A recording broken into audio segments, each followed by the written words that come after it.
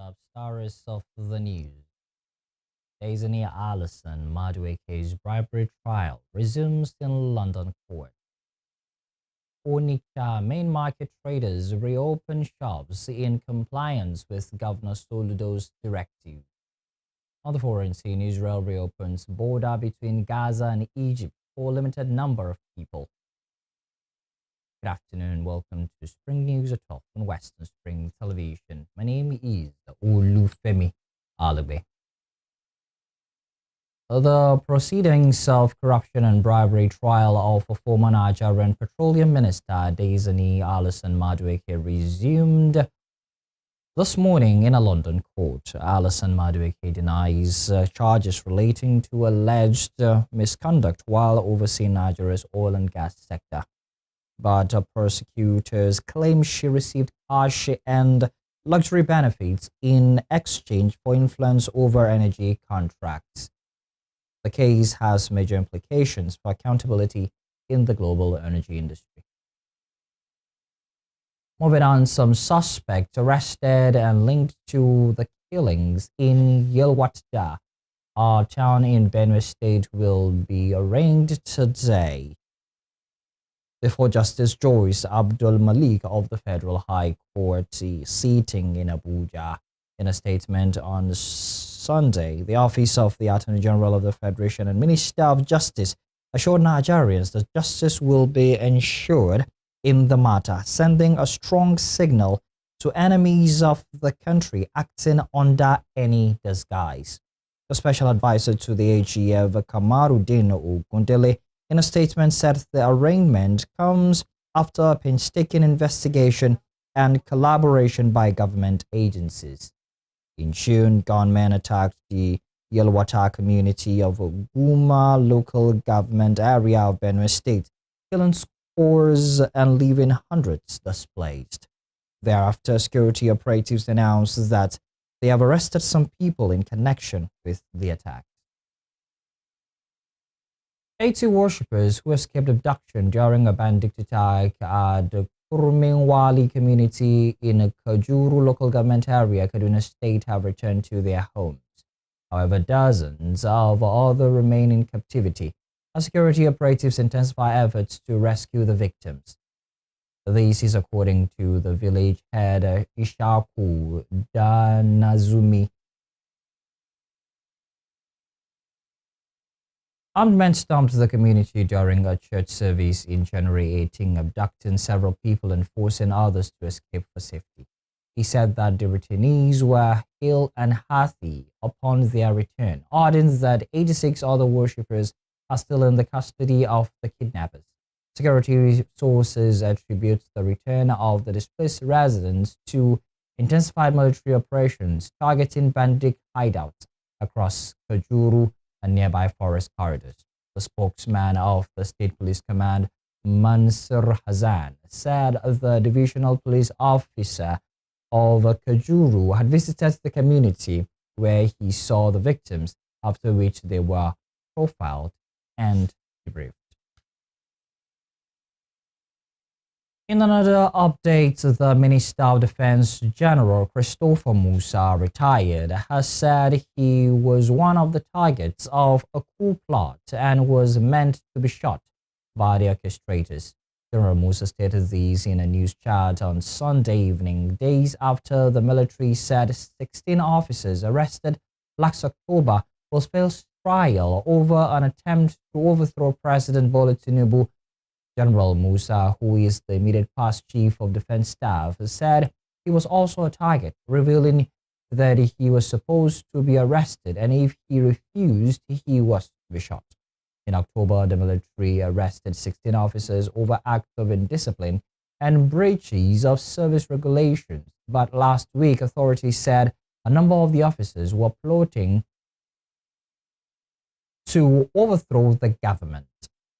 Reports have linked the attempted coup to the cancellation of the 65th Independence Anniversary Parade. The house of a former governor of Bayelsa State, Simi Perez Silva, was raided over an alleged link to the plot. According to General Musa, those involved in the coup plot were unserious individuals. The Kaduna-born minister also said Nigerians would have fought against the coup plotters as they have done in the past.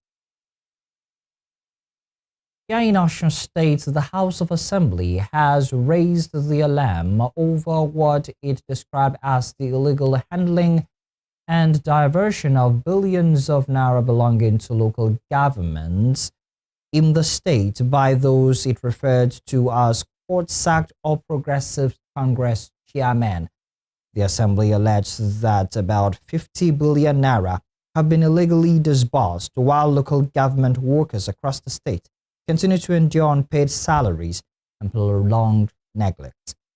At a news conference on Sunday, the Speaker of the House, Adewale Egbedo, said the payments were allegedly made on the directive of the Minister of Marine and Blue Economy, Boyega Oyetola, describing the situation as a grave violation of the law and a betrayal of grassroots governance, reaffirming the alleged illegality of the forceful occupation of council secretariats by politicians whose tenure had expired. The Speaker lamented that despite these alleged payments, no amount has been paid in the last 12 months as salaries of local government workers by the APC chairman. He further alerted the public to what he described as fresh plans to divert more funds, warning that all illegal handled funds will be recovered and those involved will face the full wrath of the law. The House is particularly alarmed by credible information that huge sums of local government funds have been paid under the directive of Mr. Boyega Oyetola. 1. 25 million naira payment to each of the 30 illegal APC local government chairmen. 2. 12 million naira payment to each of the 30 illegal APC local government vice chairmen. 3. 10 million naira payment to each of the 332 illegal APC local government councillors. 4. 130 million naira each to selected traditional rulers in Osun State. 5. 13 billion naira legal fees payment to Lionu and Coup, lawyers representing the illegal chairmen and councillors. 15% of deposited fund is 13 billion naira. See attached letter. We have a copy of the letter here. Even more disturbing are reports before this House that plans are allegedly underway to disburse another 50 billion naira of local government funds for political purposes, disguised as project funds, while governance at the grassroots continue to suffer. This House will not tolerate the diversion of public funds meant for salaries, health care, education, and community development into private hands to fund the election of a particular politician in Osun State. The House therefore warns the United Bank for Africa, PLC, UBA, in very clear terms, that all illegal disbursement of Osun State local government funds, whether purportedly authorized by Mr. Boyega Oyetola or any other individual, will be fully recovered and treated as deliberate complicity in a financial crime. All the funds that UBA has disbursed so far with the alleged illegal instruction of Mr. Boyega Oyetola is a gift to Mr. Oyetola and cannot be deducted from Osun State local government accounts. The international community, financial regulators, and institutional partners are hereby put on notice. If UBA PLC continue on this path, it risks reputational damage and legal consequences that go far beyond Osun State and Nigeria. In a number of states, traders of the Onitsha main market have reopened their shops in compliance with the directive by Governor Chukwuma Soludo. Soludo had last Monday orders that the market be shut down for 1 week due to the perceived compliance with the Monday seat-at-home order by non-state actors. The governor also warned that if traders failed to open at the end of the 1 week shutdown, the market will be closed for another week and subsequently for longer periods. However, a week later, economic activities were grounded. Economic activities were grounded. The traders were seen trooping into the market, with many traders observed by newsmen resuming their businesses as early as 8:45 a.m. The state government had on Sunday urged residents to go about their lawful activities without fear and shunning the illegal order, which is described as an economic sabotage on the region. The order, which has been in place for about 4 years, disrupted economic and social activities across the southeast and has been publicly condemned by the Soludo administration. In Kano State, Governor Bayusuf has approved fresh appointments and promotions across key government institutions in the state. The development was disclosed in a statement issued this morning by the governor's spokesperson, Sunusi Dongwaki Tofa. According to the statement, Abubakar Matawale was appointed as Acting Director General of the Kano State Pilgrims Welfare Board, while Yusuf Mukhtar was promoted to the rank of Permanent Secretary. Also appointed is Rahama Al-Haji as a Provost of the Kano State Anti-Corruption Institute, while veteran Kannywood actress I Know Ade was promoted from Special Assistant to Senior Special Assistant on Kannywood Affairs.